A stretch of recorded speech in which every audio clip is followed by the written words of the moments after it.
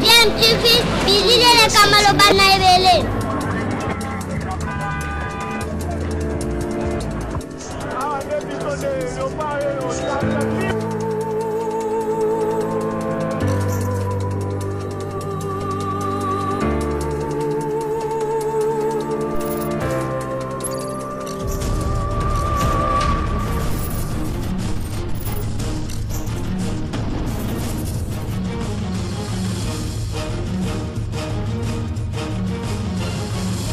DMTV toujours en avant.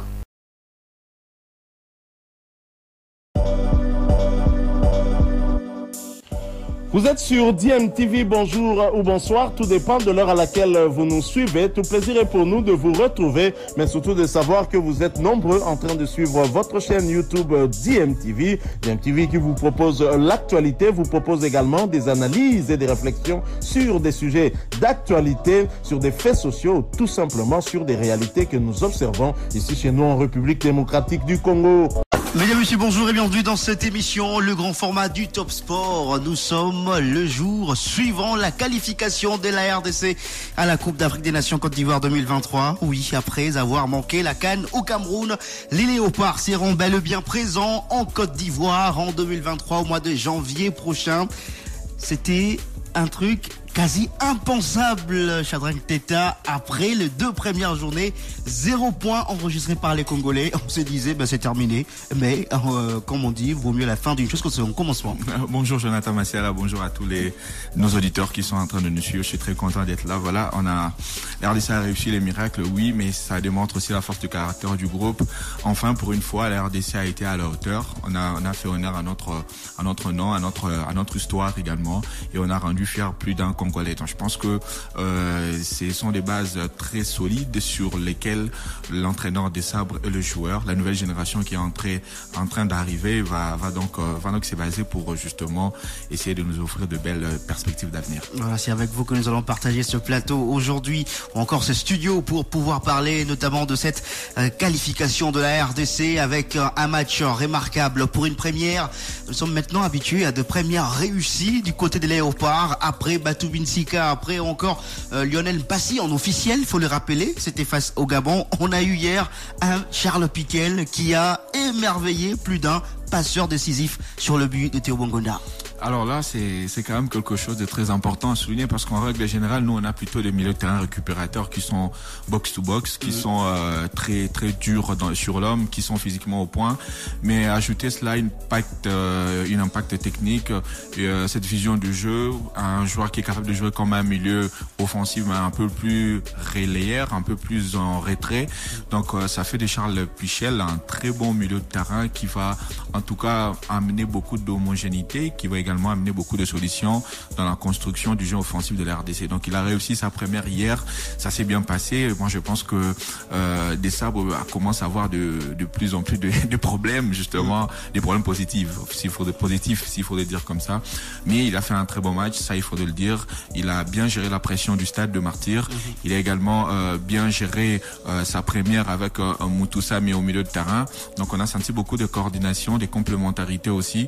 Mais je crois que cette équipe est en train d'être reconstruite avec beaucoup d'intelligence, et le joueur que l'entraîneur des Sabres est en train de nous amener correspond exactement à ce qu'il veut mettre en place, et ça nous offre des joueurs qui jouent pour la première fois au stade de Martyr, mais on a l'impression qu'il a joué depuis 5 ou 6 ans. Voilà, au stade de Martyr, quand tu joues pour la première fois, que tu réussis, c'est bon, c'est bien parti. Pour Charles Piquel, donc, qui était titulaire hier aux côtés de Samuel Moutoussamy, oui, le coach Sébastien Desabre, qui a eu une équipe de base, on va dire comme ça, avec des duos qui ont duré longtemps, notamment le duo entre Moutoussamy et Chibola. Chibola, lui, suspendu pour cette rencontre-là, et Piquel qui est arrivé a bien fait donc le travail. On va revenir sur le grand travail abattu par le coach Sébastien Desabre, oui, puisque c'est lui qui est arrivé et a trouvé une équipe en train de mourir. C'est lui qui a reconstruit cette équipe de la RDC. On va dire quoi? Il a ajouté le petit ou encore la petite graine de sel pour justement booster à nouveau le moral de ces joueurs, puisque ce sont quasiment les mêmes qui ont été complètement changés. Oui, je crois qu'il a aussi amené beaucoup du sérieux dans la sélection, parce que au-delà de la préparation sur le terrain, il y a également la préparation mentale, il y a également le séjour de joueurs ici en RDC. Donc lui réussit à gérer tout ça. Il a mis beaucoup de disciplines dans le groupe, il a mis beaucoup de règles également à respecter strictement. Donc je pense que ça se reflète sur le terrain. On sent vraiment des Congolais très concernés, on sent des Congolais très concentrés également sur le terrain. Et je pense que quand déjà l'environnement et l'atmosphère et l'atmosphère qui est créée et qui est mise en place favorise justement la concentration, favorise également le sérieux. C'est un peu que cela s'est répercuté sur le terrain. On voit donc une équipe qui ne tremble pas, même quand la RDC est dans le moment faible de la partie. On sent quand même beaucoup de sérénité. On ne voit plus cette équipe dégagée faille que vaille. On ne voit plus le joueur se rejeter la faute. Donc on sent vraiment beaucoup de personnalités insérées dans cette équipe, et c'est vraiment ce qui manquait. Les talents, on sait que la RDC a des joueurs très talentueux. On sait vraiment qu'on a un très grand potentiel, mais ce qui manquait au-delà de tout, c'était vraiment l'organisation, et c'est ce qu'a apporté Desabre. Au-delà de l'organisation tactique et technique, il a apporté cet aspect mental très important qui a fait en sorte que la sélection de la RDC aujourd'hui est en train de monter et a fait cette remontada, et cette remontada illustre parfaitement le travail abattu depuis le début, depuis en tout cas la venue de l'entraîneur Desabre. Il est le meilleur coach d'Afrique selon le président de la République. Félix-Antoine Tshisekedi, qui était hier au stade de Martyrs de la Pentecôte. Il est allé congratuler les joueurs après la rencontre. Il a dit: nous avons le meilleur coach d'Afrique, on espère gagner la CAN, la prochaine CAN en Côte d'Ivoire. C'est encore un peu tôt de le dire, monsieur le président de la République, mais il a promis de mettre tout en œuvre pour aider l'équipe nationale à aller chercher ce titre en Côte d'Ivoire et aussi chercher la qualification à la prochaine édition de la Coupe du Monde. La RDC est passée tout proche pour se qualifier à la Coupe d'Afrique, à la Coupe du Monde Qatar 2022. On espère qu'avec maintenant cette dynamique au sein de l'équipe, tout va bien marcher. On parlera de chaque joueur qui a joué, de tous les joueurs d'ailleurs qui ont joué cette rencontre, notamment ces super jokers finalement de Sébastien Desabre. Fiston Kalala Mayele. Alors là, je crois que ça va nous amener dans beaucoup de débats. Oui, entre un joueur qui monte en puissance comme Fiston Kalala Mayele. Et la question avait été posée au coach hier en conférence de presse d'après-match. On va l'écouter au cours de cette émission justement. Voilà, donc je disais que Fiston Kalala Mayele monte en puissance. C'est un garçon qu'on a tous vu l'ascension. Et je pense que l'entraîneur doit se baser sur ses meilleurs joueurs également. Je le vois pas changer son dispositif technico-tactique, mais je le vois quand même essayer de mettre une concurrence saine entre les avant-centres qu'il a, pour ne pas citer les noms Bakambu, Jackson Muleka et compagnie. Donc Fiston Kalala Mayele est dans une phase ascendante. Il est très important de bien le gérer, parce que il va commencer à se voir également très beau. Ça risque de créer un peu un climat pas trop bien dans le vestiaire, parce que entre celui qui marque et celui qui ne marque pas, même si vous êtes en cadre, je crois que même un jour Benzema l'a dit, c'est le message passe bien et mieux quand on fait des bonnes prestations sur les terrains. Mais quand on a un cadre qu'on n'arrive pas à faire des bonnes prestations sur les terrains, ça remet en cause votre personnalité. Donc je crois que Fiston Kalala Mayele, c'est un joker très important. On a vu l'Égypte gagner la Coupe d'Afrique des Nations avec Djedo. Djedo n'a jamais été titulaire, il ne faisait que des entrées, et pourtant il a fini meilleur buteur de la Coupe d'Afrique des Nations, a permis à l'Égypte de remporter, je crois, sa deuxième ou sa troisième Coupe d'Afrique des Nations. Donc je crois que Mayele peut également s'inscrire dans ce cadre-là, d'être un joker qui petit à petit, avec des belles prestations sur les terrains, va gagner sa place et va convaincre sur les terrains, et grâce à ses prestations, donner raison ou pas à l'entraîneur de l'avoir choisi. Alors, des buts comme ça qui font de break. Au Gabon, c'était lui qui a coupé les jambes aux Gabonais. Et puis, à Kinshasa, c'est lui qui a scellé ce visa pour la Côte d'Ivoire en marquant ses deuxièmes buts pour la République démocratique du Congo hier. Il n'y a pas eu que de bonnes choses au stade de Martyrs hier. Il y en a aussi eu de mauvaises, oui, avec ces débordements qui a d'ailleurs causé le retard du coup d'envoi de cette rencontre de 47 ou 48 minutes, puisque le match devait commencer à 17h 17h juste. C'est finalement entre 17h47 et 48 que cette rencontre a démarré. Vous avez suivi le match en direct sur les antennes de Top Congo FM. Pourquoi il y a eu débordement? Oui, le stade des Martyrs de la Pentecôte était débordé. Les commissaires au match avaient dans un premier temps refusé que ce match-là puisse commencer dans de telles conditions avant finalement d'accepter que le match puisse se jouer. Pourquoi? Il y a eu de billets vendus par deux organes, on va dire comme ça, la Fédération Congolaise de Football Association et la DGRAD. Il y a eu d'abord cette annonce de la FECOFA le mardi pour le début de vente de billets, ensuite le communiqué de la DGRAD le vendredi soir pour dire que seuls les billets de la DGRAD seront donc acceptés au Stade de Martyrs. Il y a eu d'abord un petit flou et au Stade de Martyrs, on a donc assisté à cette scène-là. On va écouter la réaction du secrétaire général de la Fédération Congolaise de Football Association dans cette émission. Il s'agit de Maître Innocent Kibundoulou du côté du ministère de Finances ou encore de la DGRAD. On a tenté, on a tout fait pour avoir des réactions sans succès. Et donc, des situations pareilles, ça pouvait avoir des conséquences très négatives pour la RDC. Oui, mais en principe, je crois que c'est un match de football et l'organisation du match de football revient à la Fédération Congolaise de Football Association en collaboration avec le ministère des Sports s'il faudrait aller jusqu'à ce niveau. Et donc je crois que quand on parle de ces principes, c'est la FECOFA qui maîtrise absolument ce que veut la Confédération africaine de football à l'état actuel du Stade de Martyrs.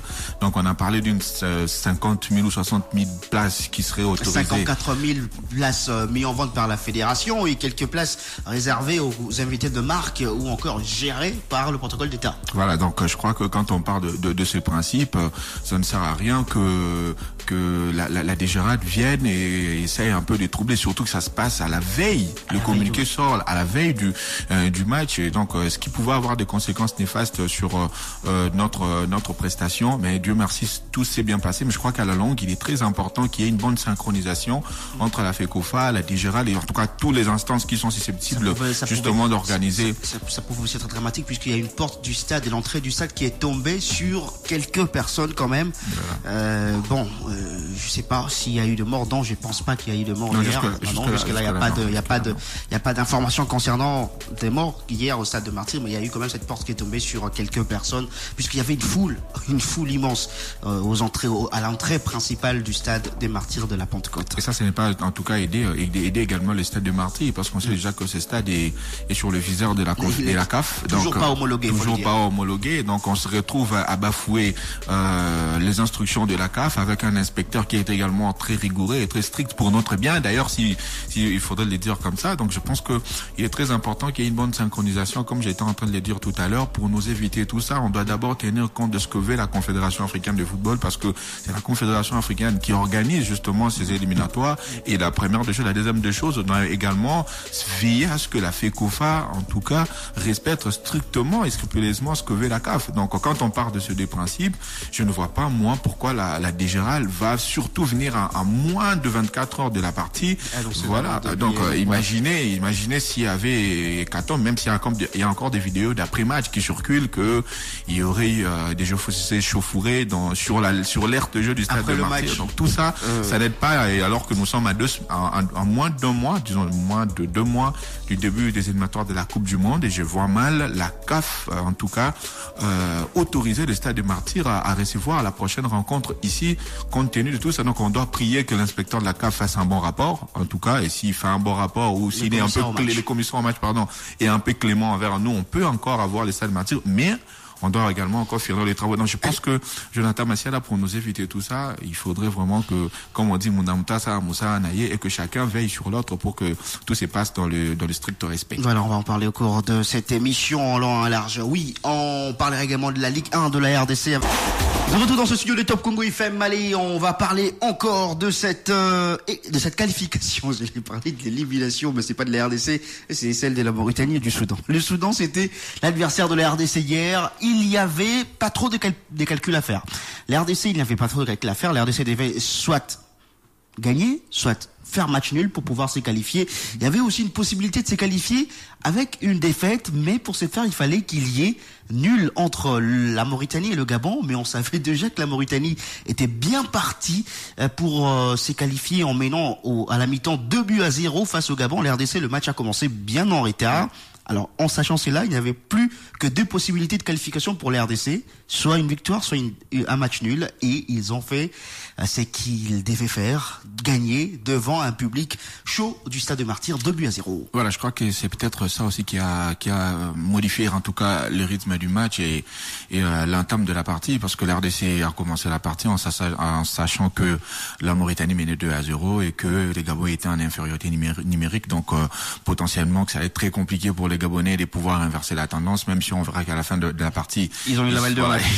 Ils sont passés quand même à un iota de pouvoir égaliser et de se qualifier. Donc je crois que c'est sûrement ça qui a modifié, mais également il faut savoir que la RDC jouait à domicile certes, mais c'est quand même un fait de match important, le fait que le coup d'envoi soit retardé de voilà, c'est plus 48 minutes. C'est presque une mi-temps justement, et donc il fallait recommencer l'échauffement, il fallait remotiver les joueurs également, donc ça a jeté un coup de froid dans les 2 parties et ça nous a donné une partie un peu plus timide, mais c'est un mal pour un bien, parce que de toutes les façons ça a permis à la RDC d'avoir la supériorité sur les terrains, de dominer, de jouer presque sans pression, sans stress, et c'est peut-être à cause de ça qu'on a vu certains joueurs également réaliser des très très bonnes prestations. Mais je crois que la RDC avait capitalisé toutes ses chances en gagnant contre le Gabon à Franceville, et également avec ces points qu'on a finalement obtenus grâce à sur tapis vert, grâce à la CAF. Donc je pense que ça a contribué à déstresser cette sélection et à nous offrir une fin de campagne quand même assez paisible. Et hier sur les terrains, ça s'est reflété. On a eu une équipe de la RDC qui a montré en tout cas beaucoup de sagesse, beaucoup de maturité sur le plan de la gestion de la partie également. Donc on s'est pas affolé. Les Léopards ont joué comme des professionnels. Donc c'était très posé, c'était très maîtrisé. La volonté du public ne modifie en rien du tout le schéma de jeu et l'animation mise en place, parce qu'à un moment le public voulait quand même qu'on accélère le rythme, mais je sens quand même que cette équipe a beaucoup plus la volonté de jouer en possession, de procéder étape par étape, et voilà, de casser les rythmes adverses, de déstabiliser également le bloc en face, donc en procédant avec beaucoup de passes. Ce sont des prémices qui montrent également que l'entraîneur sait ce qu'il veut mettre en place et que le joueur adhère à cette façon de voir le jeu. Donc je pense la RDC a montré une bonne a fait preuve de beaucoup de caractère, il faut le dire comme ça, parce que c'était pas gagné, on avait très très mal commencé. Et donc le caractère est venu de joueurs, le caractère est venu de l'entraîneur, le caractère est venu également de ce qu'on a mis en place. Donc le respect strict de schéma de jeu, de choix de l'entraîneur, mais également tout à l'heure je vais me parler du choix, mais également le risque qu'a pris des sabres, parce que si Maître Lionel Passy était peut-être conditionné par la forme des Kiasumba, mais Dylan en défense centrale dans un match aussi important contre le Gabon, il fallait le faire. Tenter le coup à Kalala Maël sur le banc, commencer avec ça contre le Gabon, il fallait le faire, tout en se disant que Maël il va entrer. Et également ça nous démontre quand même que tous les joueurs sont concernés, parce que depuis que Desabre est là, aucun joueur n'a manqué son entrée. Même si là, ce qui est rentré hier à la 88e minute, on a quand même vu que il a tenté de choses, il a montré deux trois bonnes qualités. Donc tous les groupes sont concernés, et ça c'est vraiment un point positif pour la sélection de la République démocratique du Congo. Oui, il y a des défauts, mais quand on essaie de comparer ce que nous avait offert Hector Cooper, malheureusement, malgré qu'il est parti, on est quand même obligé de comparer. Ça faisait quand même très très longtemps qu'on n'a pas vu cette équipe de la RDC avec autant de maturité. La dernière fois, c'était avec Florent Ngbengue, quand la RDC avait renversé la Côte d'Ivoire chez elle, avant de renverser le Congo-Brazzaville en Coupe d'Afrique des Nations. C'est vraiment 2 matchs références qui avaient montré que la RDC, avec beaucoup de caractère et de potentialité, on pouvait le faire. Et là maintenant, il faudrait pas que ça soit sur un coup, il faudrait que ça soit dans la continuité. C'est ce que Desabre essaye d'instaurer. Donc on sent vraiment que l'équipe est restée dans les pics, et même si on s'était fait voler les matchs par la Mauritanie, Dieu merci, on a récupéré le point sur le tapis vert. Mais si vous regardez tout le rencontre de la RDC, même en amical contre l'Ouganda, on sent vraiment que cette équipe monte en puissance, et il y a une identité de jeu qui s'installe. Mais là, c'est aussi contre des équipes de deuxième tableau de la CAF. On va voir ce que ça va donner en Coupe d'Afrique des Nations, contre le Sénégal, contre le Maroc. C'est peut-être là où on va vraiment juger le vrai niveau de la sélection de la RDC. Mais pour une équipe qui s'était fait éliminer par le Madagascar, pour une équipe qui s'est cassé les dents contre le Soudan là-bas, donc voir cette équipe de la RDC jouant en taille patron comme ça, ce n'est que satisfaisant, et il faudrait tirer tout son chapeau aux joueurs et à l'entraîneur. Voilà. Et puis, on va rappeler qu'hier, au 11 de départ, il y a eu 3 changements par rapport au 11 face au Gabon. En défense, il y a eu la titularisation de Gédéon Kaloulou. Finalement, il est là, il a joué. Lui qui avait toujours eu un petit souci. Il y avait toujours un souci. On comprenait pas pourquoi. On comprenait pas pourquoi. Voilà. À chaque fois qu'il était appelé en sélection, en dernière minute, il avait un souci. Au moment de venir, il avait un souci. Cette fois-ci, c'était donc fait. Il était venu, il a joué. Malheureusement, il n'a pas joué avec son frère ensemble sur le terrain. Il a joué donc en défense dans le couloir droit de la RDC à la place de Mkoko Amalé. Il y a eu également ce petit changement au milieu de terrain avec l'absence justement d'Aaron Chibola. On en parlait avec ces duos. Avec Samuel Moutoussamy, c'était les duos de Sébastien Desabre depuis plusieurs matchs maintenant. Et c'est Charles Piquel qui était à sa première sélection qui a joué à ce poste-là. Et puis en attaque, Yohan Wissa qui n'a pas été aligné puisque Bakambu suspendu était donc revenu en sélection, suspendu face au Gabon, était revenu en sélection après avoir purgé son unique match de suspension après avoir écopé d'un carton rouge face à la Mauritanie. 3 changements avec un nouveau au milieu de terrain. Beaucoup de gens ne donnaient pas la chance à ces jeunes joueurs pour dire que voilà, le coach a fait un choix. J'ai lu sur les réseaux sociaux les gens dire que le coach avait fait un mauvais choix puisqu'on n'avait jamais vu Charles Piquel jouer. Mais finalement, lui-même, il avait bien vu avant. Ben oui, mais il faut prendre le risque.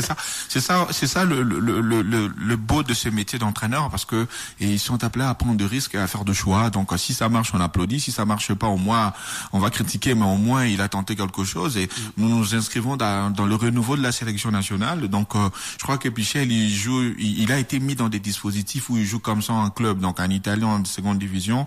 Voilà, donc déjà quand vous êtes milieu récupérateur en Italie, ça veut quand même dire que vous avez cette bagatelle tactique et technique parce que le milieu récupérateur en Italie c'est quand même quelque chose. Donc ce n'est pas n'importe qui. La dernière trouvaille on l'a vu en Coupe du Monde avec le Maroc quand on a vu Amrabat faire un travail de malade. C'est aussi un joueur qui vient du Calcio, même si là-bas c'est la première division. Donc pour revenir sur Charles Pichel, ce qui est important, ce n'était pas son premier match en RD avec la sélection nationale, c'était plutôt que le garçon puisse être mis dans de bonnes conditions. Donc il a été mis dans des très très bonnes conditions. Il a joué avec Moutoussa, Miguel Kakuta à côté de lui, Chancen Bemba également derrière lui. Et donc il a été bien entouré. Il a évolué dans un schéma de jeu, dans une rencontre également où l'RDC jouait presque sans pression parce que quand on commence après 45 minutes, on connaît le score de l'autre rencontre, on connaît également les conditions dans lesquelles cette équipe soudanaise a fait ses déplacements et venir en RDC. Donc à la limite, il avait les terrains étaient à 90% assainis pour que on essaie de tenter ses coups, même si moi personnellement également j'étais très surpris. Je me disais bon, peut-être que Edo Kayembe qui connaît la sélection, surtout qu'il y avait Edo Kayembe, c'est mieux de commencer avec quelqu'un qui connaît la sélection. Il a pris ces risques là, mais bon, après un joueur ce n'est que lors de sa première sélection, lors de votre première sélection, les 5 premières minutes sont très difficiles à débuter, à gérer, mais dès qu'on passe ces caps, on a vu que le garçon s'est libéré. Il a joué en taille patron, et puis il a également libéré Samuel Moutoussamy, puisque lui il est vraiment resté devant la défense. Il était là pour faire le sale boulot, mais proprement. Voilà, il y a des joueurs qui font le sale boulot salement. Lui, il fait le sale boulot, il le fait proprement. Et même s'il a failli avoir un carton rouge à un moment donné, puisqu'il avait déjà un jaune, et il y avait un tirage de maillot qui pouvait, en tout cas, occasionner un rouge, un deuxième carton jaune et un rouge pour Charles Piquel, puisque même le Soudanais ont réclamé ces cartons jaunes, mais l'arbitre marocain n'a pas sorti le deuxième carton pour ce joueur qui était bien sur le terrain et qui a donc occasionné cette action. D'ailleurs son remplacement par Sébastien. Je pense qu'il n'avait pas trop envie de les remplacer, mais avec ces risques de rouge, il a finalement sorti. Voilà, donc c'est ça aussi les risques du premier match. Voilà, il faut quand même rappeler que c'est un jeune joueur qui joue pour la première fois avec la RDC, qui joue pour la première fois à les éliminatoires de la Coupe d'Afrique des Nations, qui joue pour la première fois au Stade de Marty. Il y avait trop de premières fois et forcément, à un moment, ça va vous monter dans la tête, cette volonté de pouvoir bien faire. Et voilà, deux fois, on dit que le mieux est l'ennemi du bien. Donc, il a peut-être voulu faire mieux et il est passé à ça d'un carton jaune. D'un carton rouge, ce sont des petites choses qui sûrement l'entraîneur va rectifier avec lui et que lui-même également, en révisionnant son match, il va se rendre compte de 2-3 failles qu'il a fait. Mais ce qui est important, c'est les points positifs, l'apport technique qu'il a apporté au milieu du terrain. Déjà, c'était un milieu de terrain très technique avec Kakuta et Moutoussamy. Donc, quand on ajoute encore Pichel, et maintenant, il fallait trouver la mayonnaise idéale pour que l'équipe ne soit pas trop offensive, qui ait vraiment cet équilibre. Et lui, il a cette intelligence technico-tactique de faire également des petites fautes comme ça au milieu de terrain, dans une zone où on pouvait en faire 4 ou 5. Il me rappelait un peu un garçon Van Bommel à l'époque avec le Pays-Bas. C'est un joueur très agressif qui faisait beaucoup de fautes, mais qui faisait beaucoup de fautes dans les camps adverses, qui faisait beaucoup de fautes au milieu de terrain. Et donc pour que l'entraîneur puisse sanctionner une faute au milieu de terrain, à la limite c'est quand c'est une contre-attaque. L'arbitre pardon. À la limite c'est quand c'est une contre-attaque. Donc ça aussi ça démontre quand même les vices qui manquent de temps en temps à la sélection nationale de la RDC, parce qu'il faut savoir couper les attaques adverses. Il faut savoir également couper le rythme de l'animation offensive adverse. À un moment, on a vu le Soudan monter en intensité, en tout cas répondre même la possession du ballon, répondre même la maîtrise du milieu de terrain. Et voilà, il était très important d'avoir des garçons comme ça qui peuvent faire des petites fautes comme ça, qui vont faire des déplacements, qui va justement casser le rythme adverse et permettre à son bloc équipe de se replacer. D'autant plus que la RDC, avec l'animation qui est mise en place, c'est quand même une équipe très offensive. On le constate peut-être pas, mais j'ai fait une palette tout à l'heure. J'ai fait une palette hier qui a choqué vraiment dans les réseaux sociaux. On montre que la RDC attaque souvent en nombre, même dans le premier but de la RDC, c'est Bongonda qui se retrouve avec Bakambu, 2 joueurs de la RDC, alors que la défense soudanaise est pris de vitesse. Et on rappelle quand même que Bongonda joue comme un faux numéro 10. Et un faux ailier, alors qu'il est numéro 10, mais qui va jouer sur le côté excentré. Donc, tout ça, ça montre également qu'il y a cette volonté offensive. Donc, des garçons comme Pichel, des garçons comme Chibola permettent justement qu'ils puissent avoir cet équilibre au milieu de terrain pour que la RDC ne sombre pas en contre-attaque. Cerise sur le gâteau, passeur décisif. Donc, on le rappelle sur le but de Théo Bongonda. Quel vista! Lui, presque au niveau de milieu de terrain, il a vu Bongonda partir à la limite du hors-jeu. Oui, puisque c'était quelques centimètres et il n'y avait pas hors-jeu. Et donc, il a marqué d'un plat du pied gauche ce but, le tout premier pour la République démocratique du Congo dans ce match. Alors, il faut souligner les timings quand même, parce que l'idéal, la passe, tout le monde peut le faire, Massiala, tout le monde peut le faire, mais il faut sentir l'appel.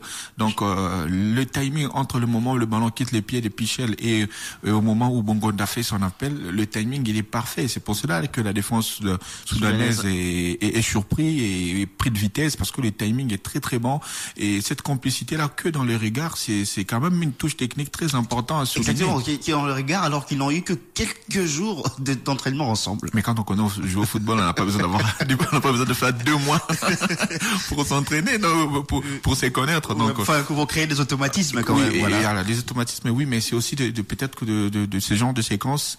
Moi, je crois que l'appel a tout déclenché, oui, mais le timing est très important, et c'est ce qui montre quand même que c'est un garçon qui techniquement est très très propre, mais maintenant il faudrait qu'ils prennent des risques loin de notre camp, parce que à un moment, quand on essaie d'être trop technique, qu'on essaie de le faire derrière soi, donc en 15 ou 20 derniers mètres de votre surface de réparation, ça peut être dangereux. Donc c'est aussi ça des petites choses qu'il faudrait rectifier. Mais ces buts magnifiques, et ces buts illustrent également l'état d'esprit et ce que veut mettre en place l'entraîneur des Sables. C'est-à-dire que on possède en possession, on peut jouer en contre-attaque avec nos ailiers qui vont très vite, mais également quand on a le ballon, la première chose à faire, c'est de viser le partenaire le plus loin et qui est en bonne position. Là, il y a une bonne synchronisation entre le passeur et le buteur, et ça nous offre un très très beau but. Voilà, on va parler des buteurs dans quelques instants. Parlons d'abord des autres joueurs de l'équipe en général, avec Lionel Passy. Si sa titularisation face au Gabon était le fruit de l'absence de Joël Kersoumoua, le risque, on va parler de risque puisque le coach devait faire un choix, il a fait le choix. Passy qui fait un super match contre le Gabon. Hier, on peut dire qu'il a confirmé, puisqu'il a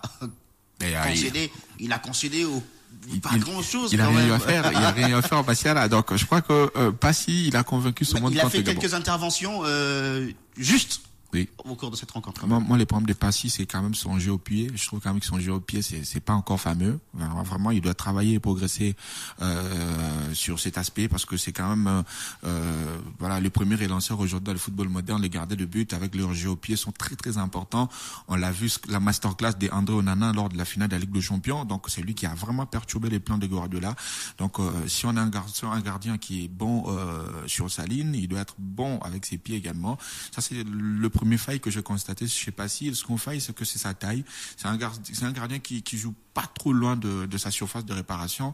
Donc du coup, il coupe 2 fois. Son positionnement empêche à ce que la défense soit très très haut sur les terrains, et il semble le fait qu'il reste vraiment dans sa case, ça empêche à ce que la défense soit très haut sur les terrains. Pourtant, on a vu l'équipe nationale de l'RDC hier jouer être très haute hier, surtout dans la moitié de terrain du Soudan. En première mi-temps, surtout, on voyait les 10 joueurs des Champs à plusieurs reprises dans la moitié de terrain soudanaise. Ben oui, mais oui, ils étaient dans la moitié du camp adverse parce que on menait 1-0, on a commencé à mener très très vite de gens en première période. Les scénarios étaient favorables, mais moi quand je parle du simple fait il aime trop rester dans sa surface de réparation. Je parle pas quand la RDC attaque, je parle aussi de phase de jeu où on est mis sous pressing, où on a vraiment besoin d'avoir le gardien avec soi pour ressortir le jeu, l'orienter de l'autre côté, et lui n'aide pas par son positionnement. Donc ce sont des petits failles comme ça qu'il doit travailler. Mais pour l'instant, ce qu'il nous a fait contre les Gabon, ils nous ont quand même démontré que c'était un très très bon gardien de but, même si pour moi c'est pas toujours un bon signe. Si le gardien est trop vu, ça veut dire que la défense est passive. Donc je crois que tout ça également c'est à corriger, mais tant que la RDC n'encaisse pas, donc c'est très compliqué de critiquer cette défense. On a vu contre le Gabon c'est 2-0, contre l'équipe du Soudan 2-0 également. Donc on peut dire que pour l'instant il réussit son match, mais la confirmation des passes, c'était son match qu'il a sorti contre le Gabon. Il s'inscrit dans cette lignée et maintenant c'est bien pour la RDC, mais sur le banc également il y a de la concurrence, il y a des très très bons gardiens. Esraska Bamba notamment, et lui là, je pense que lui, le jour qu'on lui donnera sa chance, il peut faire mal, surtout qu'il est très très bon dans les penalties et les tirs au but. Donc, mais pour l'instant, la RDC devait avoir un numéro 1 confirmé. On a le Nel Passy, on a Passy qui est titulaire en club. Passy qui a enregistré hier son 2e clean sheet de suite dans un match officiel. Et c'est son de match très important. Donc lui, il va aller à la Coupe d'Afrique des Nations avec un moral très boosté. On espère en tout cas que lors des éliminatoires de la Coupe du Monde également, ça va jouer en sa faveur. Mais pour l'instant, moi, le point le plus positif derrière, c'est qu'on a un numéro 1 qui joue en club. Ça nous manquait vraiment. Ça, c'est de 1. Et puis de 2, on a un numéro 1 qui est confirmé. Donc, il y a plus d'interrogations. Le problème est résolu en termes de gardien de but. On connaît la hiérarchie qui est bien définie. Et donc, ça, c'est très important parce que le gardien de but, c'est quand même avec l'avance entre les deux joueurs qui viennent sur les terrains avec de vraies responsabilités.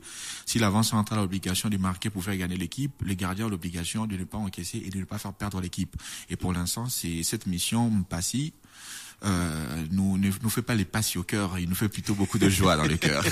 Qui est-ce au lieu de Passy alors? Qui est quoi? Alors, vous aviez tout à l'heure parlé de ce joueur, Batou Binsika. C'était un risque de le mettre face au Gabon dans un match important où la victoire était impérative pour avoir son destin en main. Et il était encore là hier. Il a fait une bonne partie lui aussi. Lui, il s'inscrit dans la continuité en tout cas parce qu'il a fait un bon match contre l'Ouganda, il a fait un bon match contre le Gabon. Aubameyang a été inexistant contre le Gabon, contre le Soudan, c'était la confirmation. La plus grande crainte, c'était de voir comment ce joueur allait se comporter au stade de Martyr.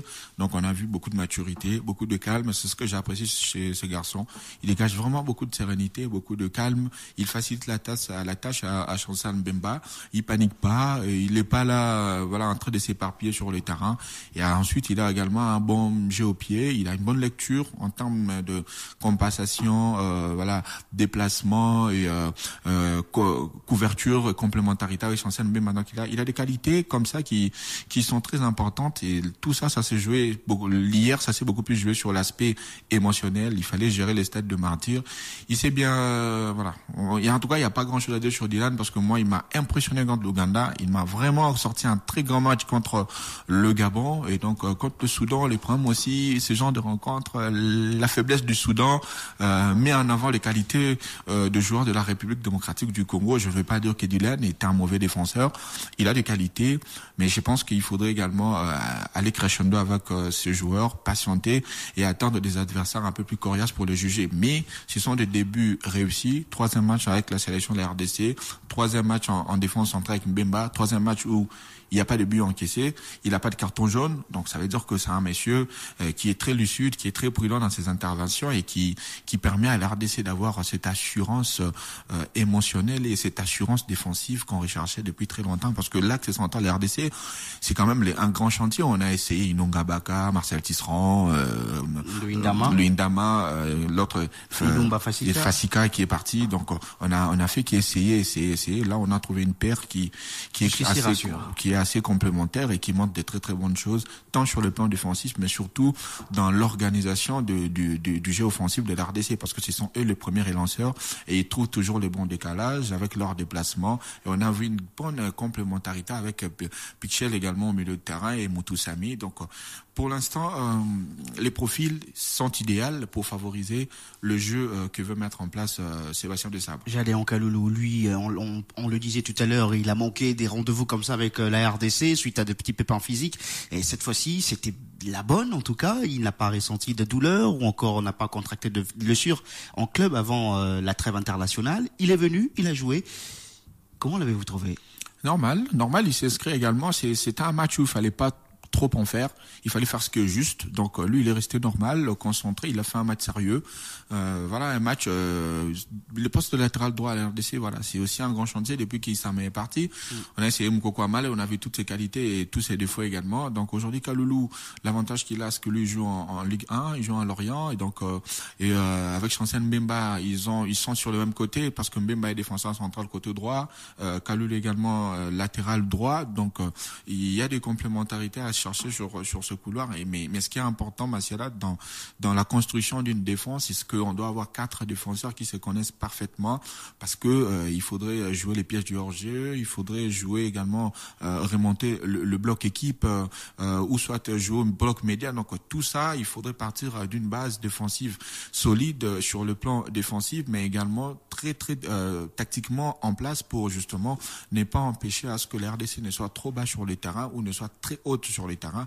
Et le rôle des latéraux dans le football actuel est très important, parce que si eux sont très hauts, ça veut dire que la RDC fait les camps de l'équipe adverse, va monopoliser les ballons et va peut-être pas se faire prendre en contre-attaque, parce que eux seront là pour empêcher l'adversaire de déployer son jeu sur les côtés. S'ils sont très bas, la RDC va subir le jeu. Tout à l'heure, vous m'avez dit que la RDC, on a vu le bloc équipe de la RDC être très haut, ça en part première mi-temps. En première mi-temps. Donc voilà, ça montre que la volonté est là. C'est un joueur qui n'a pas eu peur, qui n'a pas joué très bas, parce que lui, s'il joue très bas, pas de Chancel Mbemba, donc il empêche la relance de la RDC. Donc le fait qu'il soit très haut, voire du côté du milieu de terrain, ça permet à ce que Théo Bongonda joue à l'intérieur. Et si c'est but venu, les buts venus de ça, parce que Kaloulou était très haut, ça fait en sorte que Bongonda puisse se décaler dans le demi-espace, dans le cœur du jeu, entre le latéral gauche et le défenseur central du Soudan. Donc ça a permis à ce que Pichel puisse trouver la bonne zone, parce que le latéral gauche du Soudan était concentré à gérer justement le probable appel de Gédéon Kaloulou, et donc ça a libéré cet espace et ça a permis ce but. Donc le simple fait qu'il soit haut sur le terrain, ça libère de choses, et ça, il faut avoir des latéraux comme Gédéon Kaloulou. Il faudra avoir des latéraux également qui connaissent comment on fait des sorties des ballons pour justement permettre à la RDC de se procurer ces genres d'occasions. Donc il a été impliqué dans le but sans toucher de ballon, mais le simple fait qu'il soit aussi haut sur le terrain a permis à la RDC d'avoir juste de bien contenir l'équipe soudanaise. Donc une première réussie, très calme, et j'espère pour lui qui va s'inscrire dans la durée, parce que au moins si on est soulagé avec Lionel Passy, c'est aussi important d'être soulagé avec enfin d'avoir un remplaçant digne de ce nom de Issama Peko, qui a été très très longtemps, pendant presque 10 ans, le latéral droit de la RDC. Donc si on a Kaloulou qui confirme à ses postes, ça va nous éviter beaucoup de maux de tête, alors qu'il y a une Coupe du Monde et une Coupe d'Afrique qui se profile à l'horizon. Ils ont été ovationnés, les joueurs de la RDC, hier au Stade de Martyrs, mais il y a un particulièrement qui a été le plus ovationné. Léo Messi, c'est ce qu'on a écouté hier au Stade de Martyrs, plusieurs minutes durant. C'est ce joueur, Théo Bongonda, qui lui s'inscrit dans la durée, en tout cas avec Sébastien Desabre depuis l'arrivée du sélectionneur français sur le banc de la RDC. Il a été, je pense, passeur décisif contre la Mauritanie sur le but de Cédric. Et là, il a marqué ce but contre le Soudan, un but qui finalement a libéré le Congolais, puisque sachant qu'il y avait déjà 2-0 pour la Mauritanie contre le Gabon, un but soudanais pouvait aussi bien changer les choses. Et compliquer les choses, ça c'est vrai, mais après Bongonda, il a fait un bon match parce qu'il a marqué, il a fait un bon match parce qu'il a aussi bien défendu. Voilà, il a fait également un bon match parce que techniquement, il a montré des bonnes choses, surtout quand il a été replacé au milieu de terrain. Moi, j'ai bien aimé le voir là. C'est un joueur qui est très très bon balle au pied, donc et puis il est encore très à l'aise quand il a le jeu en face de lui. Bon, là, il est condamné peut-être à jouer au milieu de terrain, mais je crois que ce qu'a tenté l'entraîneur de Sabo en fin de partie, quand il a sorti Kakuta pour finalement mettre Bongonda en meneur de jeu et Silas sur son côté, moi, ça m'a bien plu, parce que pour une fois, j'ai quand même vu un numéro 10 capable de porter de ballon, de casser les lignes adverses, c'est par sa vitesse, par sa qualité technique, sa capacité, sa technique en mouvement également. Quand tu le conduis, on voit qu'il a toujours la tête levée, il n'a jamais la tête dans le guidon, et donc ça c'est très important. Voilà, mais c'est un monsieur qui offre de solutions à l'entraîneur par sa qualité technique, par sa vision de jeu. C'est très rare de voir des joueurs aussi techniques et avoir cette volonté de bien défendre, de bien se replacer également. Voilà, il a réussi également sa première au stade de Martyrs, mais moi je pense que il y a encore quelque chose à faire avec Théo Bongonda. On peut encore plus les responsabiliser, on peut encore plus lui donner la charge de l'animation offensive de la RDC. Il a de la magie dans les pieds, et maintenant l'entraîneur doit, pour moi, essayer de capitaliser sur des joueurs comme Théo Bongonda qui a encore 5 ans devant lui et qui peut faire de bonnes choses. Il a la vitesse, il a la technique. Moi, je le verrais bien à la place de Kakuta, en tout cas. Je sais pas, on va peut-être...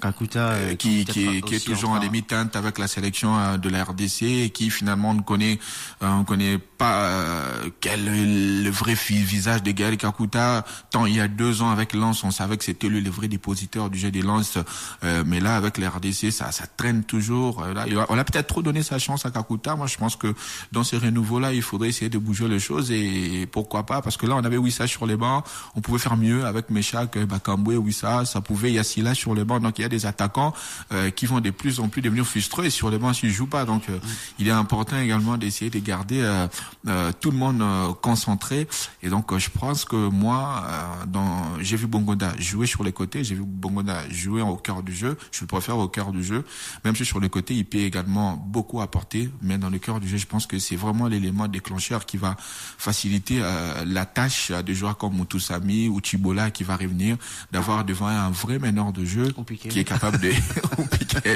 ou Kaimbe, finalement il y a trop de d'avoir devant eux un problème de riche. Voilà, un vrai numéro 10, et je pense sur le côté Bongonda, il n'y a pas trop de problème. On sait, s'il est dans un grand jour, il peut faire de bonnes choses. Hier, il était dans un grand jour. On a vu un joueur être ovationné et être aimé. Et un point important également, Marcel a souligné, lui, on voit vraiment qu'il panique pas. C'est un joueur qui est bon avec le ballon. Sans le ballon également, il a peut-être quelques failles quand il faudrait se replacer. Mais le calme, en fait, ce qui est important, c'est le calme que cette équipe dégage dans l'ensemble et que chaque joueur dégage. C'est vraiment très impressionnant de voir des joueurs aussi posés, aussi matures, aussi respectueux de consignes de l'entraîneur.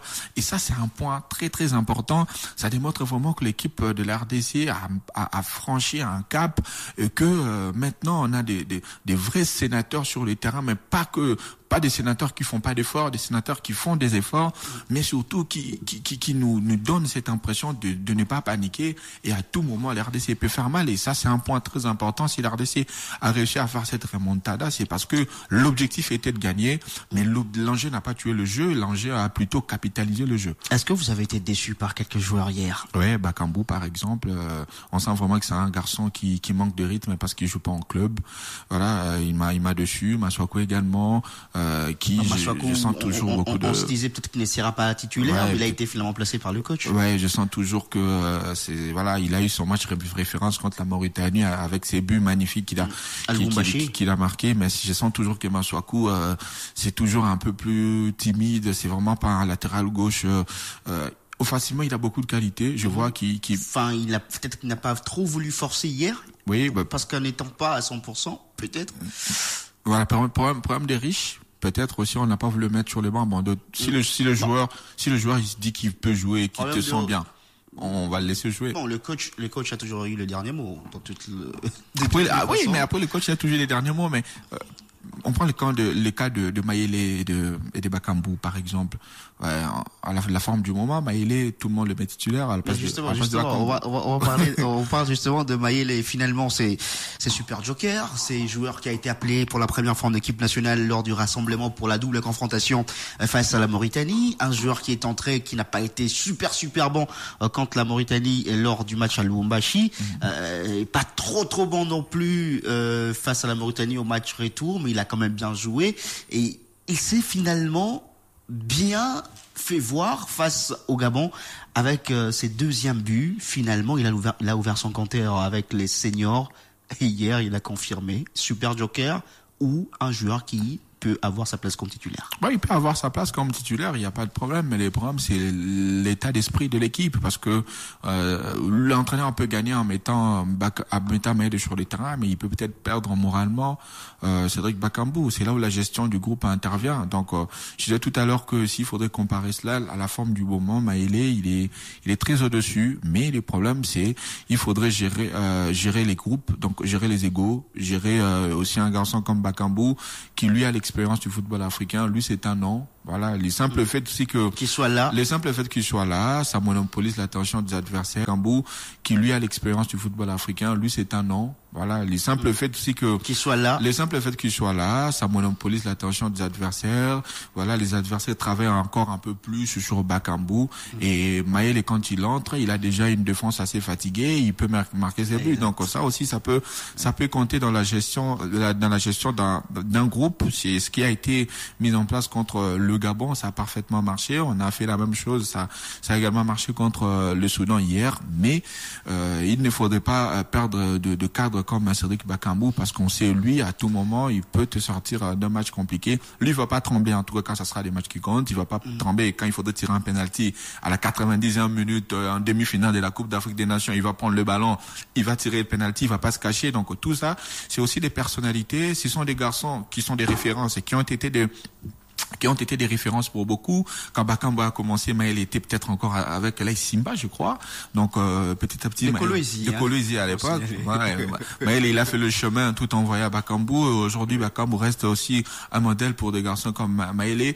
D'autant plus que la RDC ne perd rien, parce que les deux joueurs ont presque le même profil. Et en tout cas, ils sont similaires. Peut-être que Maël est un peu plus fin techniquement par rapport à Cédric Bakambu, mais rien, l'entraîneur ne perd rien du tout en mettant ni et Bakambu et Maël.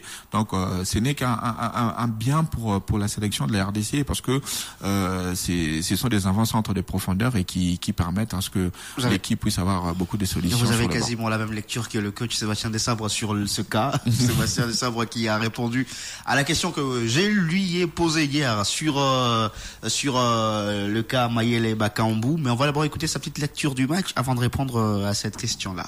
Non, mais après, on savait les enjeux du match, donc les enjeux du match étaient de gagner, bien sûr devant notre public, mais en étant mesuré aussi dans nos prises de risques, parce que au final, le but et l'objectif final était la qualification.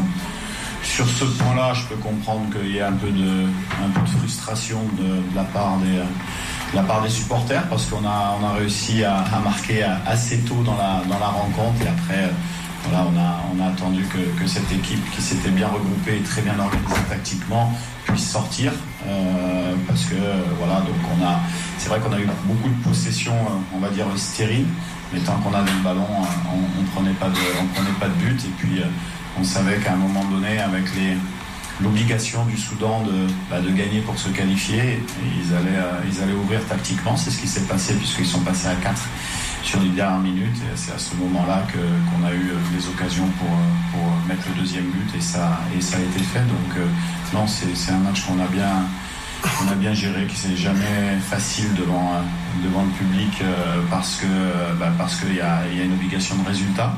Mais dans la gestion, j'ai trouvé que les garçons sont à féliciter. Ça, c'est le premier point. Et puis, le deuxième point, ils sont à reféliciter aussi, parce qu'on a démarré ces qualifications avec 0 point, dernier du groupe. Et ce soir, on termine premier et qualifié pour la CAN. Ça, c'est un travail qui s'est fait sur une année, puisque je pense que le premier stage avec eux, c'était au Maroc au mois de septembre, l'année dernière. Et tout le mérite revient aux joueurs. Vraiment, ce qu'on leur a proposé, si on n'a pas les joueurs qui s'impliquent à 150% à l'image de notre capitaine, à l'image des cadres de l'équipe, ça se réalise pas. Donc moi, ce soir, j'ai envie de tirer un gros coup de chapeau à mes joueurs, et je suis très très content pour eux.